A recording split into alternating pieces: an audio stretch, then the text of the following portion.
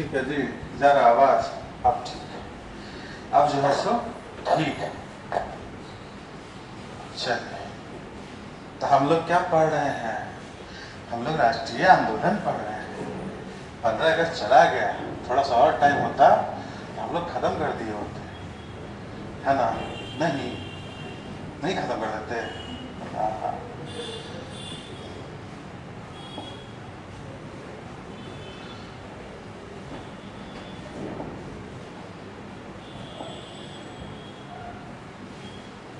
स्वराज के लिए संघर्ष पार्ट 2, है ना?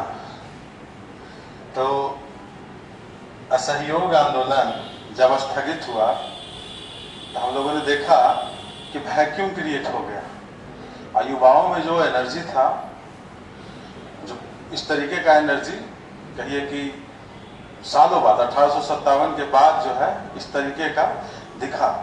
बंगाल विभाजन के वक्त भी था, जो 1905 में स्वदेशी आंदोलन हुआ, स्वदेशी आंदोलन बंगाल विभाजन के विरोध उस वक्त भी था, पर इतने बड़े स्केल पे नहीं था जितना असहयोग में हुआ है। क्योंकि याद कीजिए, बंगाल विभाजन के दौरान जो स्वदेशी आंदोलन हुआ था, उसी के बाद तो कांग्रेस में फूट पड़ता है इसी बात को लेकर के कि पैन इंडिया होना चाहिए कि बंगाल तक होना चाहिए। तो उससे भी बड़ा आंदोलन खड़ा हुआ असहयोग में, जब गांधी जी अहिंसा वाला जो उनका मेथड था कि भाई आपको लाठी डंडा और फायरिंग नहीं करना है, तो इसमें महिलाएं जो है घर से निकल के आई बहुत बड़े लेवल, लगभग समस्त भारत में। लेकिन जब यह स्थगित हो गया तो क्या हो गया? लोग उदास हो गए। लेकिन युवा तो उदास होता नहीं है, युवा तो कहता है आया कुछ तो करके जाऊंगा, है नहीं? युवा तो पीछे नहीं हटेगा ना। तो इसी में हम लोग देखते हैं कि भाई ये जो एनर्जी है ये 3 जगह ट्रांसलेट हो रहा होता है। भारतीय राजनीति में 3 जगह ये एनर्जी पैरेलली चलेगा। देखो, तो कांग्रेस के अंदर हम लोग देखेंगे कि 1924-25 के बाद, ठीक है, जब असहयोग स्थगित हो गया तो उसके बाद जो है कांग्रेस के अंदर ही लेफ्ट विंग का राइज होता है, जिसको नेहरू और सुभाष चंद्र बोस संभालते हैं। और ये लोग भी वही कहते हैं कि भाई अब हम संवैधानिक सुधार से नहीं मानेंगे, हमको अब स्वराज चाहिए, सेल्फ रूल चाहिए, स्वशासन। ठीक है, हम लोग को अब स्वशासन चाहिए। और एक दूसरा जो विंग है ये प्रभावित होता है रूस वाला, रूसी क्रांति से 1917। ठीक है, एम.एन. रॉय जिसके लीडर चुने जाते हैं, कम्युनिस्ट इंटरनेशनल भारतीय नेता चुने जाते हैं एम.एन. रॉय। यही तो स्लोगन ही दिए थे पूर्ण स्वराज का, है 1924 में। तो अब क्या होगा? अब क्या होगा? अब ये जो है ये लोग भी अपना गठन बनाना शुरू करेंगे, ये लोग भी गठन बनाना, अपना संगठन बनाना शुरू करेंगे। तो ये दूसरा विंग जो है इसका भी वही लक्ष्य होता है, स्वराज, सेल्फ रूल। लेकिन ये जो है प्रभावित है किससे? रूसी क्रांति से। ठीक है, इसी में बाद में हम लोगों ने देखा था कि ऐसे डांगे और मुजफ्फर अहमद को जो है उठा करके कानपुर षड्यंत्र उसके तहत जेल में डाल दिया जाता है 1924-25। तो ये दूसरा चीज था। अब तीसरा जो युवा है, युवा का वर्ग जो है वो तीसरा वो पाता है कहाँ? क्रांतिकारियों के रूप में, जो उग्र होते हैं, उग्रवादियों के रूप में, HRA। इनका भी वही है, लेकिन बल्कि इनका तो एक कदम और आगे होता है कि हमको स्वशासन नहीं चाहिए, तुम भारत छोड़ो, बात खत्म करो। ठीक है, राम प्रसाद बिस्मिल, आजाद, ये लोग क्या चाहते हैं कि तुम भाई भारत छोड़ दो, हो गया तुम्हारा। ठीक है, लेकिन मांग जो है ये भी स्वशासन का ही रखते हैं। लेकिन इनका तो असली सीधा होता है कि अंग्रेजों को भारत से उखाड़ के फेंको। ये लोग सीधा वायलेंस में विश्वास रखते हैं। तो ये 3 जगह युवा जो है अपनी शक्तियों को खोजने का प्रयास करता है। और कुछ लोग जो है इन तीनों वर्गों से, इन तीनों जो पैरेलल चल रहा है, इन तीनों से जुड़ते हैं 1925 के बाद। ठीक है, तो ये धमाका बहुत सारा होता है। कानपुर षड्यंत्र में उनको डाल दिया जाता है अंदर। नेहरू और बोस को देखिएगा कि 1928 के बाद 29-30 तक आते आते जो है लेफ्ट विंग पूरा कांग्रेस में छा जाएगा और नेहरू को जो है कमान मिलेगा। बाद में जो है 30 के दशक में, अंतिम में 1938-39 में बोस संभालेंगे, सुभाष चंद्र बोस संभालेंगे कमान। ठीक है, और लेफ्ट विंग अच्छा खासा आइडियोलॉजी होल्ड करता है। इतना आइडियोलॉजी, इतना ज्यादा वोट करा था कांग्रेस के भीतर ही कि जब 1938 में सुभाष चंद्र बोस चुने जाएंगे नेता, तब तक तो ठीक है, लेकिन 1939 में महात्मा गांधी का कैंडिडेट होता है पटाभी सीताराम भैया, उसको हरा देते हैं सुभाष चंद्र बोस, मतलब गांधी जी के विरुद्ध जाकर, गांधी जी के विरुद्ध जाकर के हरा देते हैं। तो इतना ज्यादा लेफ्ट विंग का वहां पे बोलबाला होता है। लेकिन अगेन अंतिम जो विजय है वो, अंतिम जो विजय है वो किसका होगा? वो होगा उन्हीं का, ठीक है। अंतिम विजय जो है कांग्रेसी का, जो ओल्ड स्कूल है उन्हीं का होगा। और CWC जो वर्किंग कमेटी होता है कांग्रेस के अंदर, वो फोर्स कर देता है सुभाष चंद्र बोस को रिजाइन करने के लिए, काम ही नहीं करने देता है। तो लास्ट में सुभाष को रिजाइन कर देगा। तो असहयोग आंदोलन के स्थगित होने से लेकर के आप देख रहे हैं कि कहां कहां युवा अपनी अपनी जो है ताकत जो है, एनर्जी जो है झोंकना चाह रहा है, ठीक है। और इन्हीं सब चीजों के दरमियान जो है लगभग जो है 25, 26, 27 छिटपुट घटनाएं होती रहती है, लेकिन अंग्रेज जो है दमन करता रहेगा। फिर आता है साइमन कमीशन, फिर आता है साइमन कमीशन 1927 में, है ना। अब पूरा जो है भारत एकजुट हो जाता है, पूरा भारत एकजुट हो जाता है। साइमन कमीशन वो चीज था जो संवैधानिक सुधार जो 1919 का हुआ था, संवैधानिक सुधार, मॉर्ले-मिंटो रिफॉर्म नहीं, मॉन्टेग्यू चेम्सफोर्ड रिफॉर्म। मॉर्ले-मिंटो कब है? 1909 का है। तो 1919 का जो मॉन्टेग्यू चेम्सफोर्ड रिफॉर्म था, जिसमें प्रांतों में स्वशासन की बात हुई थी और द्विसदनीय केंद्र में बात हुई थी, इसका साइमन कमीशन आया था, ठीक है। साइमन लीड कर रहे थे उस कमीशन को, 7 सदस्य थे, सारे अंग्रेज थे। ये लोग आए थे ये देखने के लिए कि भाई ये जो प्रावधान है 1919 का, ये सही ढंग से काम कर रहा है। अब लेकिन यहाँ बात तो जो है भारत वाले क्या कर रहे थे, स्वशासन की बात कर रहे थे, तो सीधा रिजेक्ट कर दिया कि भाई हम लोग स्वशासन की मांग कर रहे हैं, तुम लोग अभी भी हमको जो है लिटिल लिटिल क्या किए जा रहे हो, तुम लोग तय करोगे। तो इसीलिए जो कांग्रेस भी है इस बात का अनुमोदन करेगी, है ना। मद्रास में M.A. अंसारी 1927 वो भी अनुमोदन करेगी कि जहां जहां साइमन जाए वहां वहां इसको काला झंडा दिखाया जाए, ठीक है। वहां वहां काला झंडा इसको दिखाया जाए, हर मोड़ पे, हर रूट में साइमन का विरोध होना चाहिए, साइमन गो बैक के नारे लगने चाहिए, ठीक है।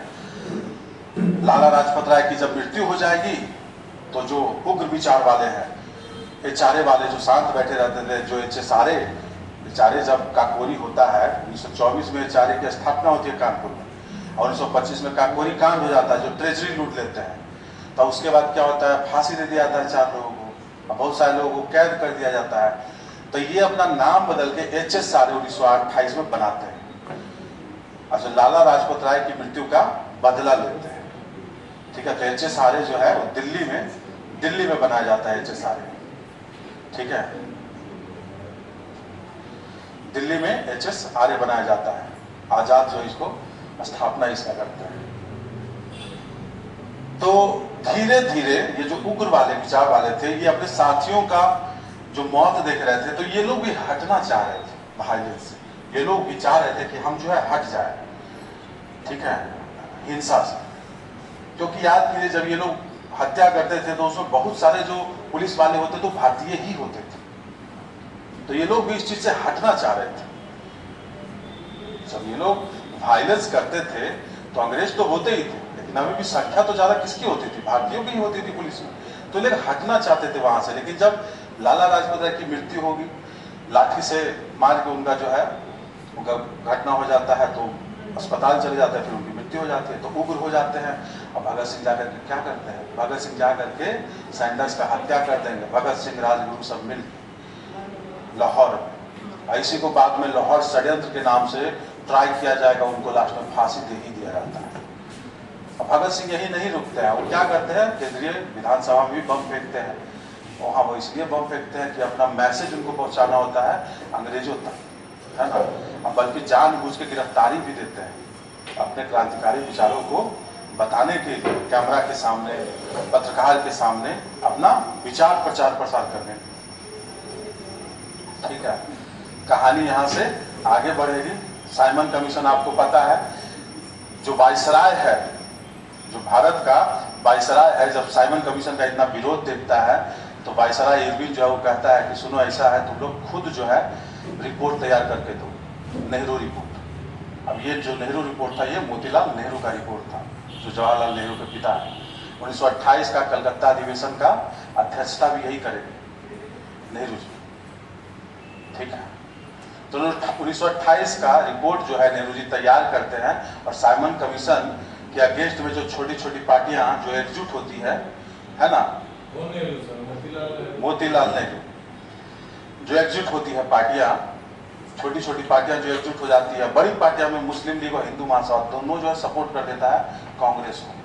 किस बात के लिए सपोर्ट करता है कि हम जो है पृथक निर्वाचन नहीं करेंगे, हम जो संयुक्त निर्वाचन में लड़ेंगे, बस सीट आरक्षित कर दो तुम हमारे लिए।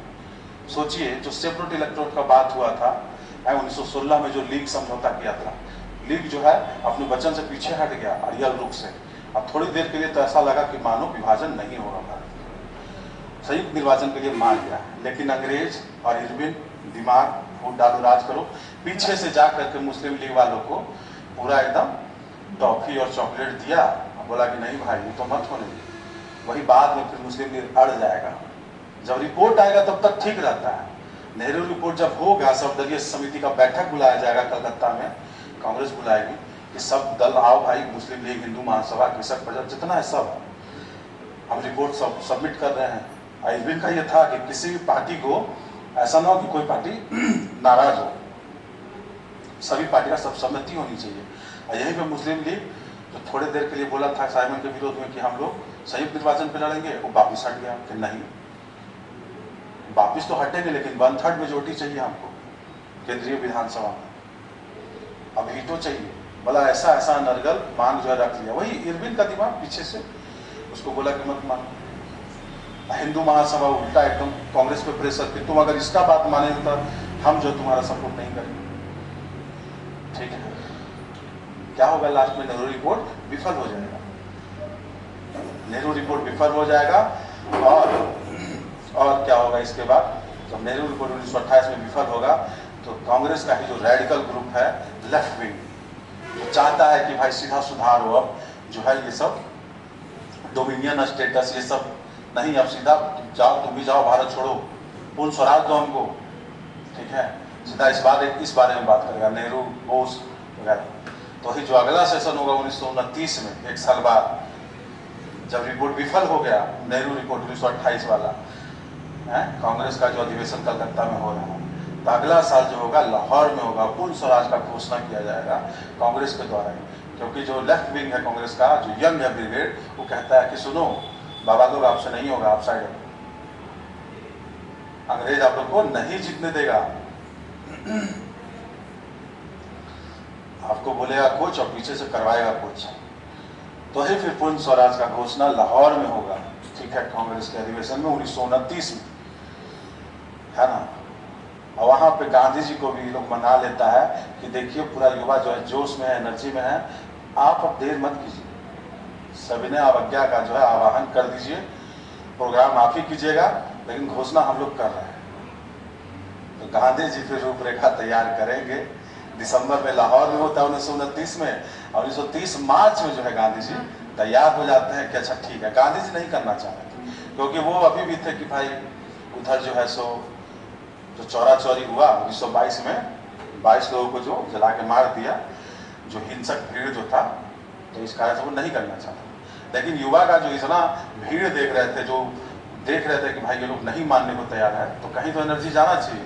अरे गांधी जी नहीं यूटिलाइज कर रहे थे तो वो एनर्जी कहाँ जा रहा था, वो लेफ्ट विंग में जा रहा था कांग्रेस के, वो जा रहा था जो समाजवादी क्रांतिकारी उनमें जा रहा था, ठीक है। दिन को पैदल तो चल ही रहा था, जो क्रांतिकारी हैं, जो समाजवादी हैं, और जो कांग्रेस का लेफ्ट विंग का उदय हुआ, ये तीनों इसी कारण से हुआ कि गांधी जी जगह छोड़ दिए। तो गांधी जी दोबारा से फिर मोर्चा संभालेंगे, ठीक है, 1930 में। सविनय अवज्ञा, सविनय अवज्ञा का मतलब ही यही होता है कि हम तुम्हारा कानून जो है नहीं मानेंगे, तुम्हारी जो भी आज्ञा होगी हम उसको अवज्ञा करेंगे, उल्लंघन करेंगे। तो गांधी जी चूज करते हैं नमक, नमक कानून को हम तोड़ेंगे। तो गांधी जी वही दांडी यात्रा करते हैं, याद है दांडी यात्रा, साबरमती से दांडी कोस्ट, दांडी जो है एक तट होता है गुजरात में ही, वहां पे जाकर के वो एक मुट्ठी नमक उठा करके ऐसे तोड़ेंगे कि लो हमने तुम्हारा नमक का कानून तोड़ दिया। नमक जैसा बेसिक चीज जो रोजमर्रा की जिंदगी में यूज होता है उस पर अंग्रेजों ने टैक्स लगा रखा। हाँ तब हाँ 5 पैसा का 25 पैसा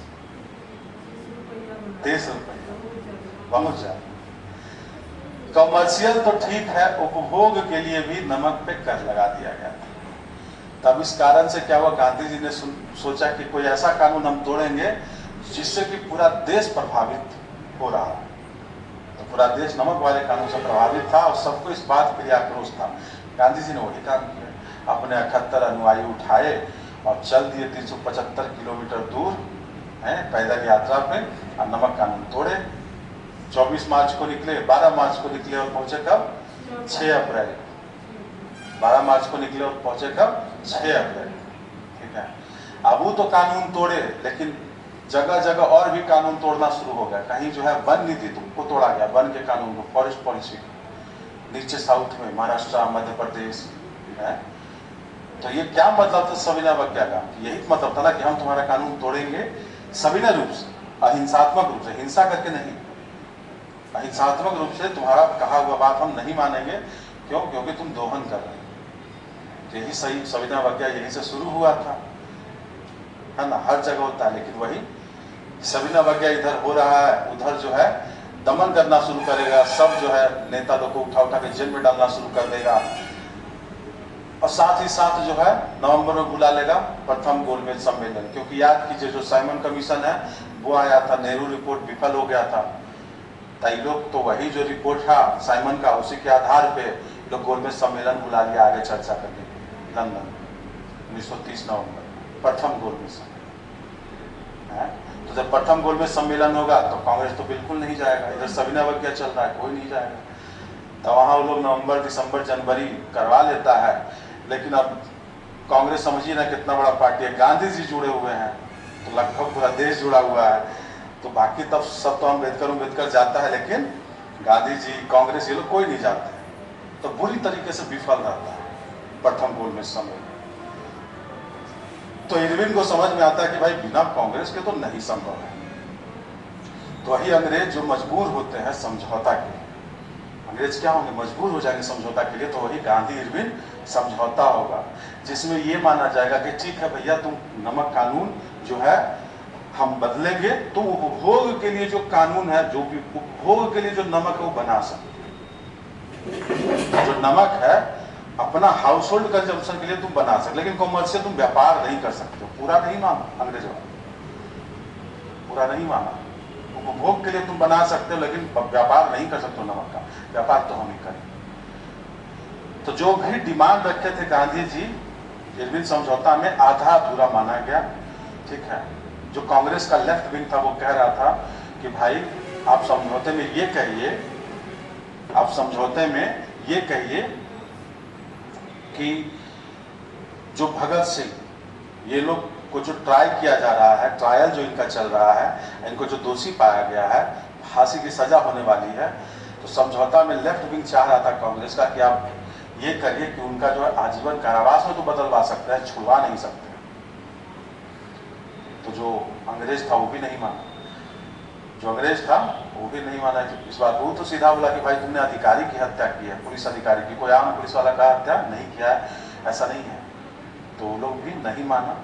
और यहीं पे जो है कुछ लोग जो है गांधी जी से रुष्ट हो गए, काला झंडा दिखाए कराची में, लाहौर में, इसी बात से रुष्ट हो गए।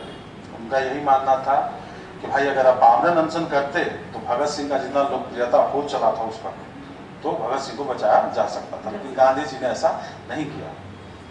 ठीक है, तो ये एक चीज रहा। तो गांधी इरविन समझौता होगा तो आधा अधूरा जो है मांग को माना जाएगा। लेकिन गांधी जी इस बात से कांग्रेस और गांधी जी मतलब एक तरीके से कह लीजिए कि मान जाते हैं कि पहली बार ऐसा हो रहा है कि अंग्रेजों ने हमको अपने समकक्ष बिठाया। अब इससे पहले तक कहाँ देख रहे हैं आपने कि अंग्रेज ने एक टेबल पर बिठाया क्रांतिकारियों को चाहे कांग्रेसियों को, कहीं नहीं बिठाया था। ये पहली बार था जो प्रथम गोलमेज सम्मेलन के लिए, द्वितीय गोलमेज सम्मेलन के लिए गांधी में जो समझौता हो रहा था, तो अंग्रेजों ने पहली बार कांग्रेस को एक ही टेबल पर बिठाया था। मतलब ये अब बराबर की बात हो। ठीक है, तो गांधी जी इसलिए मान रहे हैं। चलो ठीक है। और लोग गुस्सा थे, जो मैंने आपको बताया। तो इसी में फिर द्वितीय गोलमेज सम्मेलन होगा 1931 में, नवंबर दिसंबर में। तो गांधी जी वहां जाएंगे, लेकिन वहां पे जो है वार्ता विफल रहेगी द्वितीय गोलमेज सम्मेलन में दो बातों को लेकर। गांधी जी कहते हैं कि हमको इंस्टेंट जो है तुरंत के तुरंत डोमिनियन स्टेटस दो। डोमिनियन स्टेटस का मतलब कि हमारा सिर्फ रक्षा और विदेश तुम्हारे पास रहेगा, अंग्रेज के पास रहेगा, बाकी सब हम करेंगे। पुलिस से लेकर के वित्त जो है सब कुछ हमारा होना चाहिए, जो ऑस्ट्रेलिया वगैरह में, कनाडा वगैरह में चल रहा है। डोमिनियन स्टेटस हमको इंस्टेंटली चाहिए, पहला मांग। उधर अम्बेडकर मांग कर दिए सेपरेट इलेक्टोरेट का, तो गांधी जी उस पर बोले कि ये नहीं हो सकता, हिंदू और जो शेड्यूल कास्ट है वो अलग अलग नहीं है, ठीक है, तो हम सेपरेट नहीं देंगे। मुस्लिम मांग कर रहा है, तो विरोध तो हम इसका भी करते हैं, लेकिन चलिए मुस्लिम फिर भी है कि भाई हिंदू और मुस्लिम अलग होते हैं, संस्कृति थोड़ी सी डिफरेंट होती है। लेकिन शेड्यूल कास्ट जो है हिंदू है, तो अम्बेडकर अड़ गए, इधर गांधी जी अड़ गए, तो वार्ता पूरी तरीके से बुरी तरह विफल रहे द्वितीय गोलमेज। अब उधर से गांधी जी आते हैं, तो इधर देख रहे हैं देश में जो है हड़ताल और प्रोटेस्ट चल रहा है, क्योंकि लोग तो कर ही रहे थे जो करना है। तब अंग्रेज जो है भारत में दमनकारी नीति चला ही रहा था, और लोग मानने वाले थोड़े थे, लोग यहाँ भी प्रदर्शन हड़ताल किए जा रहे, ठीक है ना। आते हैं तो गांधी जी देख रहे हैं कि उधर बिहार में 1931 में ठाना पड़ा है आंदोलन, प्रदर्शन, बंगाल में भी जो है चल रहा है, ठीक है। तो किसान आंदोलन भी अपने चरम पे है। और याद कीजिए ये 1929 से 31 जो है ये ऐसा दौर है जब विश्व का आर्थिक मंदी जो है अपने पीक पे है, विश्व आर्थिक मंदी। इसमें क्या हुआ था कि जो प्रथम विश्व युद्ध हुआ था ना, तो उस दौरान जो भी एग्रीकल्चर में इन्वेस्ट किया था, हैवली इन्वेस्ट किया था, ठीक है, और जैसे ही ये यूरोप अपने पिछले रास्ते पे आया, तो जो कृषि वाले थे उनको घाटा होना शुरू हो गया। तो जो एग्रीकल्चर प्रोडक्ट है, जो कृषि का जो प्रोडक्ट है, गेहूं, चावल, इनका दाम बहुत भारी तरीके से गिरा। तो शुरू हुआ ये वैश्विक मंदी अमेरिका में 1929 वाला। लेकिन अमेरिका, अगर आपको पता है कि वो बहुत ज्यादा पैसों पे उसका होल्ड है, डॉलर। तो शुरू हुआ अमेरिका यूरोप में, और ये पहुंच गया पूरा विश्व। तो जब युद्ध होता है तो ये सब चीज तो होता रहता है। 1929 का जो आर्थिक मंदी आया, उस कारण से फसलों के दाम गिर गए, तो किसान जो है अलग बेहाल हो गया। और 1928 में कितना हड़ताल हुआ है मजदूर लोग का, याद कीजिए। 1928 में जो है पूरा साल जो है 5 लाख मजदूरों ने हड़ताल किया था पूरे भारत में, अलग अलग जगह। न कर लीजिए, हमारा दिल आपके पास है, आपका दिल हमारे पास है। मोबाइल कर गया, बोले हो जाता है कभी। आप भी क्लास छोड़े थे, क्लास नहीं ना छोड़े, ठीक।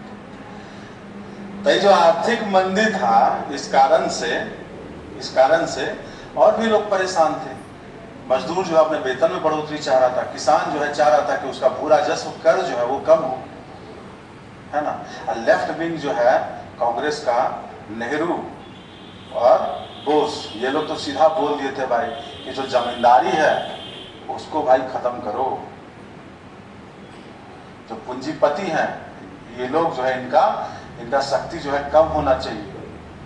ये लोग प्रभावित थे, लेफ्ट विंग किससे प्रभावित था? रसिया वाला क्रांति से प्रभावित था, ठीक है, रूसी क्रांति से।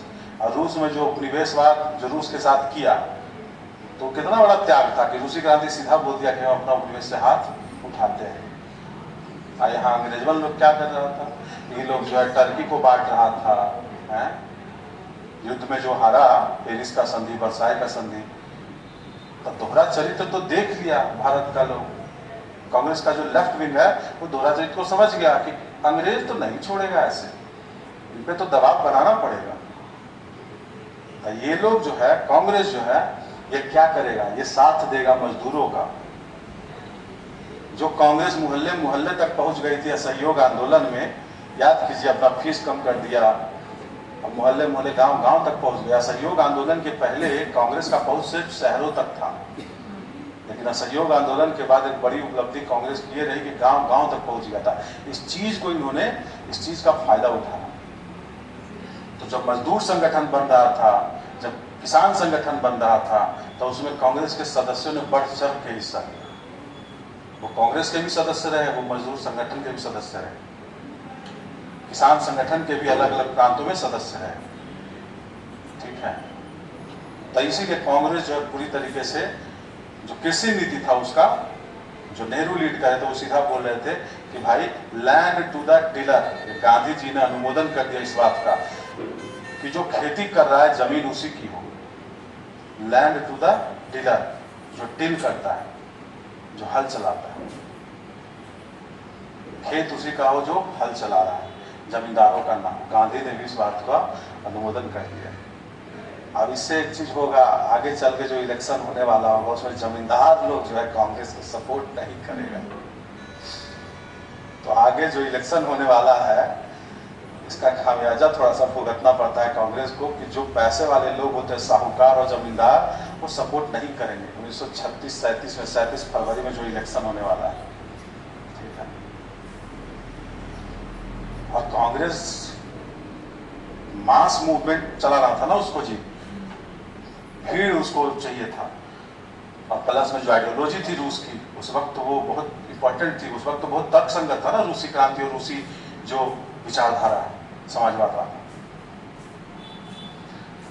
ठीक है, तो इसी को हम लोग आगे बढ़ाते हैं।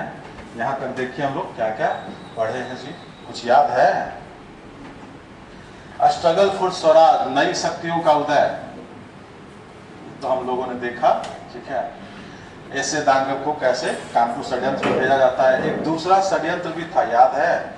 मेरठ षड्यंत्र, जिसमें 31 अंग्रेज अधिकारी को क्या करते हैं, 31 अंग्रेज अधिकारी को, 31 अधिकारियों को गिरफ्तार किया जाता है। अधिकारी नहीं, 31 नेताओं को, जिसमें से 3 अंग्रेज अधिकारी थे। मेरठ षड्यंत्र उसको नाम दिया जाता है। लाहौर षड्यंत्र जो है वो ट्राई किया जाता है भगत सिंह को, उसको बोला गया।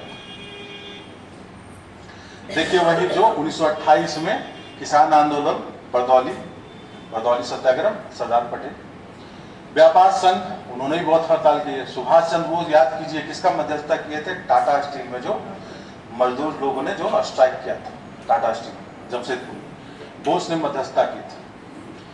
क्रांतिकारी गतिविधियों में क्यों बढ़ोतरी हुई हम लोगों ने देखा, जो वैक्यूम क्रिएट हुआ इसलिए। ठीक है, ये सारे बना है ना, लेकिन लास्ट में सबके साथ, बेचारों के साथ क्या हो रहा था क्रांतिकारियों को, क्योंकि उनको पता था कि अगर हम हत्या कर रहे हैं तो फांसी तो हमको होना ही है, आज हो कल, है ना। ऐसे बीच में हम लोग ये भी थोड़ा सा देखे थे कि भगत सिंह का आइडियोलॉजी जो है वो भी मतलब रैडिकल जो है समाजवादी थे, कट्टर समाजवादी थे भगत सिंह। ठीक है, और धर्मनिरपेक्ष थे। धर्मनिरपेक्षता के लिए उन्होंने क्या किया था जी, कौन सी पार्टी का गठन किया था, याद है? पंजाब में नौजवान सभा, नौजवान भारत 26 में।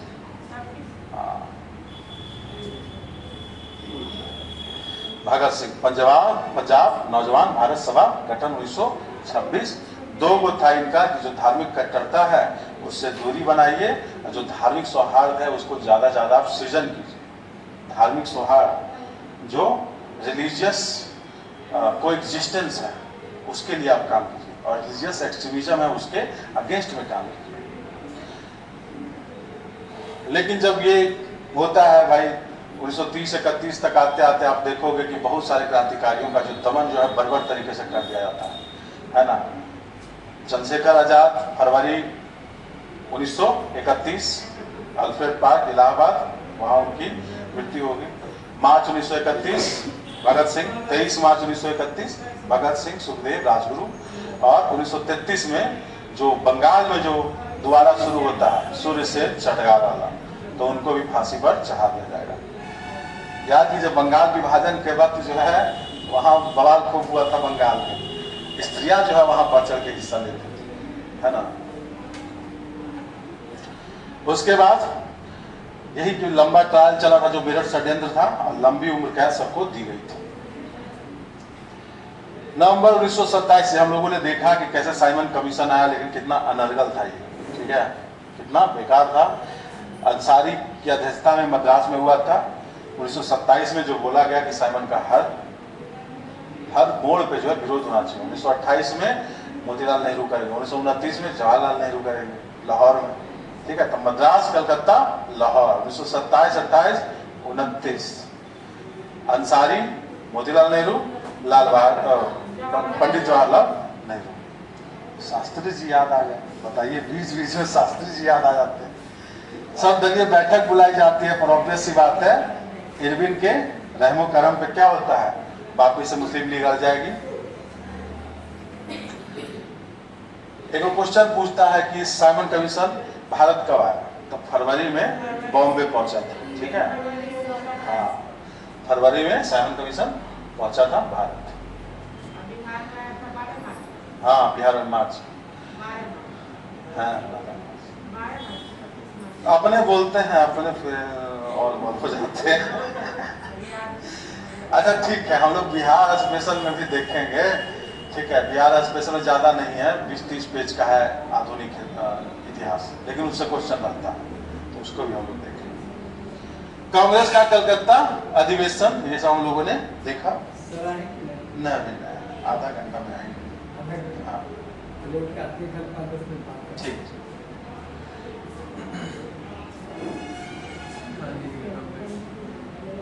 क्या हो गया?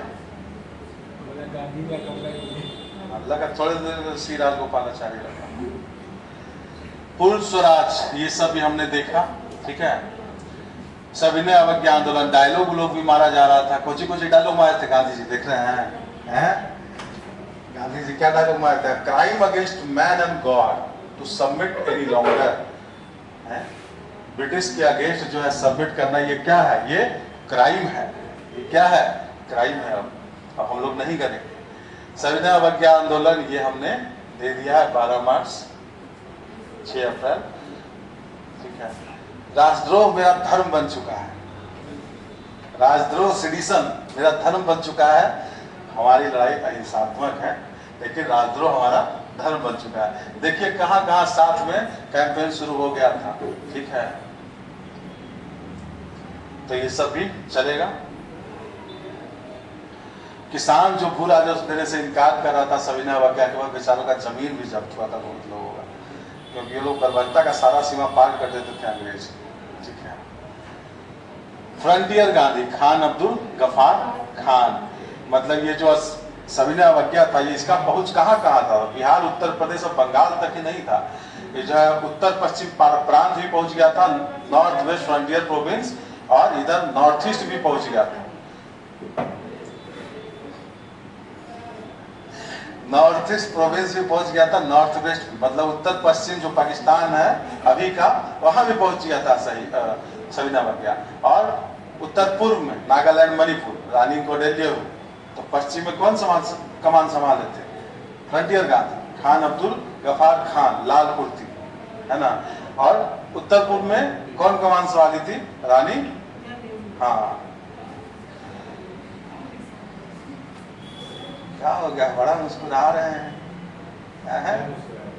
नहीं, मुस्कुराइए, मुस्कुराइए, आप बालाजी में हैं। मुस्कुराइए, आप लखनऊ में हैं, तो उससे तो आप कुछ भी जोड़ दीजिए, क्या जी?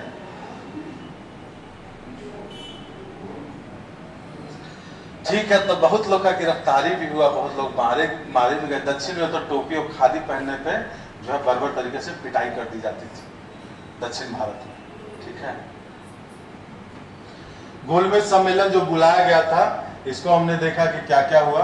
द्वितीय गोलमेज सम्मेलन मतलब किए तो, लेकिन कुछ खास जो है आपको यहाँ पे दिखेगा नहीं, विफल जो रहता है ना। दोबारा से आके इनको सविनय अवज्ञा दोबारा से रिज्यूम करना पड़ता है। जो इतना देखते हैं ना कि भाई यहाँ तो महंगाई बहुत है, आंदोलन चल रहा है, तो दोबारा से रिज्यूम करना पड़ता है सविनय अवज्ञा गांधी जी। लेकिन सफल ये होगा नहीं अब, ठीक है, क्योंकि दमन जो है वो पूरा जोर शोर से, जो नया वाला विलिंगडन आएगा पूरा जोर शोर से दमन करेगा सविनय अवज्ञा का, ठीक है। तो सविनय अवज्ञा फाइनली स्थगित हो ही जाएगा। सब हमने देखा।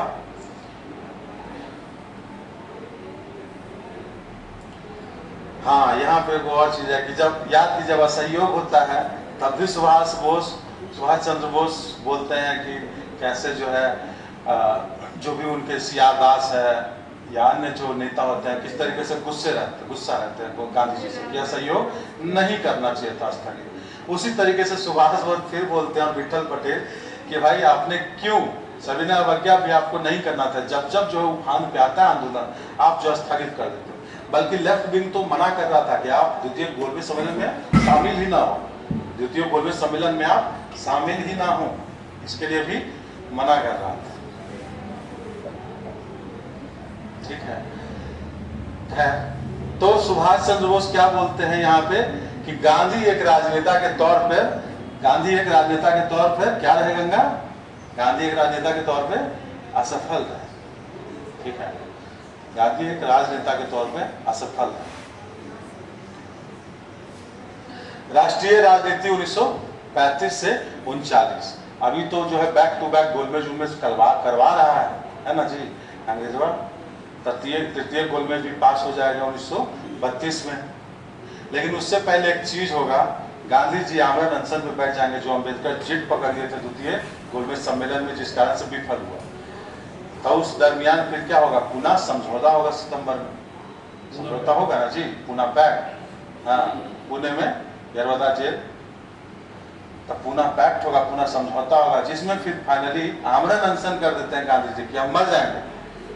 तो शेड्यूल कास्ट को अलग, मतलब एकमात्र नहीं, बहुत सारे काम, लेकिन इस काम को पुरजोर समर्थन किया था पूरे भारत में, चाहे जो भी ग्रुप का आदमी हो। गांधी के इस एक जो है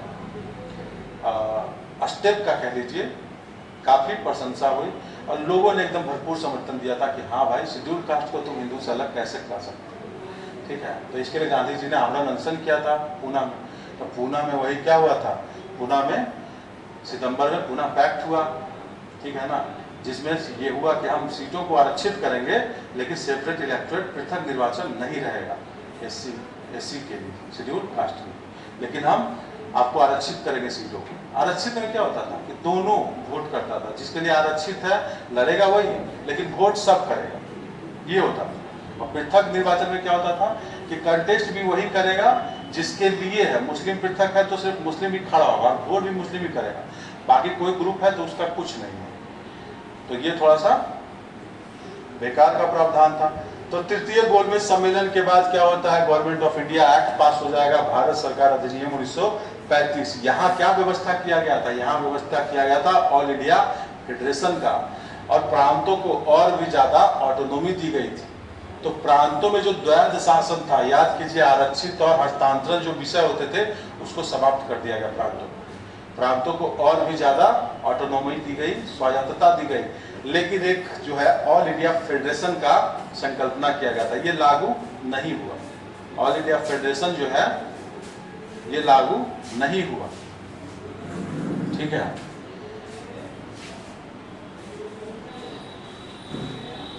ये जो ऑल इंडिया फेडरेशन था इसमें ये कहा गया कि जो देसी रियासतें हैं, प्रिंसली स्टेट को क्या बोला जाता था, देसी रियासत। तो जो देसी रियासत है और जो ब्रिटिश प्रांत है, दोनों को मिला करके ऑल इंडिया फेडरेशन बनाया जाएगा। तो ये कभी लागू ही नहीं हुआ। लेकिन प्रांत वाला जो प्रोविजन है, जो प्रावधान है, क्योंकि स्वायत्तता ज्यादा दी गई थी, तो प्रांतों के लिए जो चुनाव हुए वो लागू हो गया तुरंत ही। कांग्रेस ने बोला कि हाँ ये लागू होगा, लेकिन ऑल इंडिया फेडरेशन के लिए कांग्रेस तैयार नहीं हुई और ना ही ये लागू हुआ। क्यों नहीं हुआ?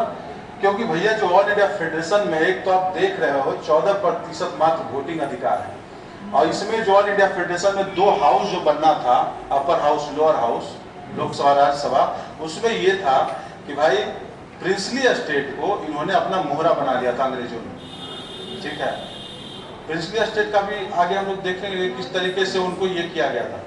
जो देसी रियासतें हैं, पहले जो देसी रियासतें होती थी वहां भाई अगर ज्यादा भूखमरी होता था तो आंतरिक विद्रोह का डर रहता था, बगल वाले राजा अटैक कर देगा उसका डर रहता था। लेकिन जब से अंग्रेजों ने देसी रियासतों को वो झुंझुना पकड़ाया कि भाई हम हैं, तुम बस हमारा सोवरेनिटी जो है एक्सेप्ट करो, जयपुर, हैदराबाद, जो तुम्हारा सोवरेनिटी, संप्रभुता एक्सेप्ट करो। तुम्हारे यहाँ कुछ भी अगर होता है आंदोलन तो हम चलने को तैयार हैं, बस हम जो कहेंगे हमारे प्रति लॉयल है। तो एकदम से जो है राजा लोग निरंकुश हो चुके थे। कहाँ? जो देसी रियासतें थी, तो वहां का तो और बुरा हाल है। जो ब्रिटिश प्रांत थे, जो भारत के प्रांत थे, बिहार, उत्तर प्रदेश, ये सब तो फिर भी ठीक था, मध्य प्रांत वगैरह, यूनाइटेड प्रोविंस से। लेकिन जो देसी रियासतें थी, ठीक है, राजपूताना हो गया और जयपुर हो गया, चित्तौड़गढ़, या फिर इधर आ जाइए हैदराबाद, है ना, या फिर ऊपर चले जाइए कश्मीर, त्रावणकोर, यहाँ स्थिति और भी दयनीय थी किसानों की, क्योंकि यहाँ तो कुछ बोल भी नहीं सकता था। प्रेस व्रेस नाम मात्र का रहेगा जो प्रिंसली एस्टेट। अब प्रिंसली एस्टेट को निम्न हाउस, जो लोअर हाउस और ये राज्यसभा में, वहां जो भयंकर इन लोग को दे दिया था, 1/3 दे दिया था राज्यसभा में और 40% के आसपास दे दिया था लोकसभा में सीट। यहाँ कोई चुनाव नहीं होगा, यहाँ जिसको राजा चुन के भेजेगा वही होगा। तो इसीलिए इस जो प्रोविजन को है कांग्रेस ने लागू नहीं होगा, और ना ही ये कभी लागू ऑल इंडिया फेडरेशन। लेकिन प्रांतों में जो स्वायत्ता दी गई थी उसको जो है लागू कर दिया गया, ऑटोनॉमी थोड़ी ज्यादा बढ़ाई गई थी। लेकिन याद रखिएगा अभी भी जो वित्त वगैरह है, ठीक है, अभी भी जो वित्त है गवर्नमेंट ऑफ इंडिया 1935, वित्त वगैरह अभी वाइसराय के ही कंट्रोल में रहेगा। और सबसे बड़ा चीज ये क्वेश्चन भी पूछता है कि वीटो करने का अधिकार था वाइसराय के पास। प्रांत कुछ भी कर ले, ठीक है, लेकिन वाइसराय के पास 1935 अधिनियम के तहत वीटो करने का अधिकार था, ठीक है। तो ये जो है बहुत बड़ा ब्लंडर था, लेकिन फिर भी चलो कुछ तो मिल रहा है। पुलिस, सिविल सेवा, ये अभी भी गवर्नर के हाथ में था। आर्थिक नियंत्रण, वो वित्त जो है अभी भी गवर्नर के हाथ में था। गवर्नर मतलब वाइसराय कि ऊपर से वाइसराय जो है वो कंट्रोल करता है हर प्रांत के गवर्नर को, तो जिसको बोलेगा वीटो कर देगा। कहाँ डोमिनियन स्टेटस, कहाँ स्वशासन का मान और कहाँ गवर्नमेंट ऑफ इंडिया है। तो कांग्रेस जो है हाईली कंडेम किया इसको, कड़ी से कड़ी शब्दों में निंदा की, है ना। तो फेडरल पार्ट लागू नहीं हुआ। लेकिन जो प्रांत में जो तुरंत लागू हुआ था, वहां जब चुनाव हुआ तो गर्दा मच गया।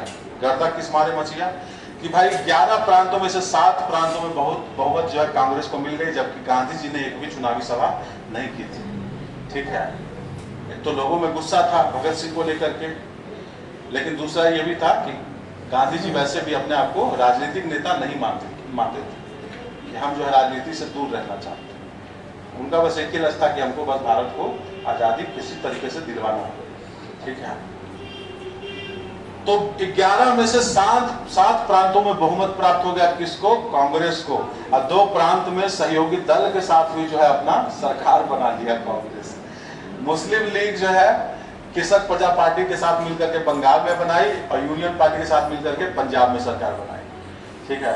मुस्लिम लीग का आगे आप लोग देखिएगा, एक और चीज है कि जहां जहां मुस्लिम माइनॉरिटी में थी, अल्पसंख्यक में थी, जिस क्षेत्र में, वहां मुस्लिम लीग जो है अपना वर्चस्व बड़ा ज्यादा रहता था। जैसे बिहार में भी आप देखिएगा ओवैसी की पार्टी जो वैसे डिस्ट्रिक्ट है वहां अच्छा परफॉर्म करती है, ठीक है। लेकिन जहां जहां मुस्लिम मेजोरिटी में थी वहां मुस्लिम लीग अच्छा नहीं परफॉर्म कर पाती थी। जैसे बंगाल है, पंजाब है, तो वहां पे परफॉर्म अच्छा नहीं कर पाती थी। जहां पे मुस्लिम मेजोरिटी में है, बंगाल और पंजाब, वहां पे अच्छा परफॉर्म नहीं कर पाती। ये बात समझ रहे हैं? जो मुस्लिम मेजोरिटी एरिया होता था वहां पे मुस्लिम लीग अच्छा परफॉर्म नहीं करती थी, और जो मुस्लिम माइनॉरिटी एरिया होता था, मतलब हिंदू जहां पे ज्यादा, वहां पे मुस्लिम लीग अच्छा परफॉर्म करती थी।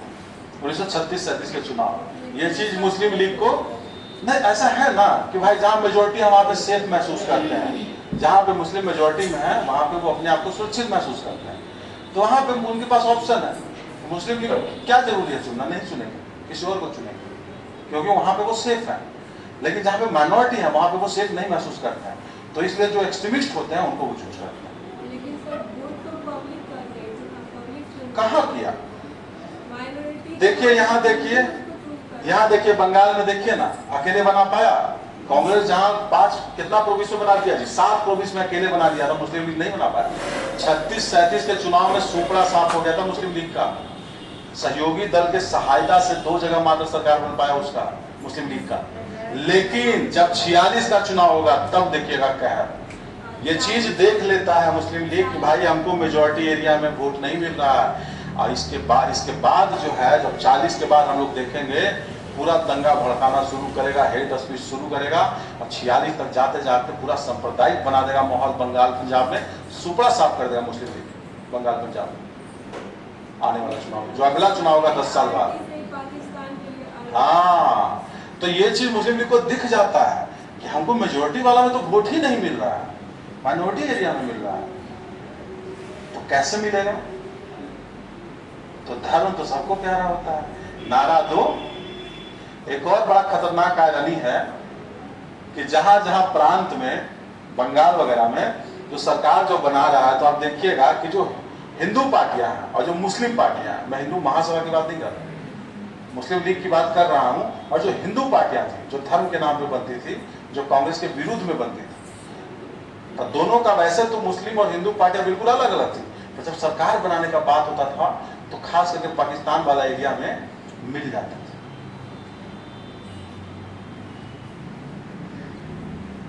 जो हिंदू पार्टियां थी और मुस्लिम लीग थी, ये दोनों मिलकर सरकार बनाते थे पाकिस्तान वाले एरिया में। ये आयरनी है कि लड़ तुम रहे हो हिंदू पक्ष के को रखने के लिए, हिंदू पक्ष का बात रखने के लिए, अधिकार की बात करते हो, और मुस्लिम लीग तो मुस्लिम पक्ष के लिए बोलता ही था।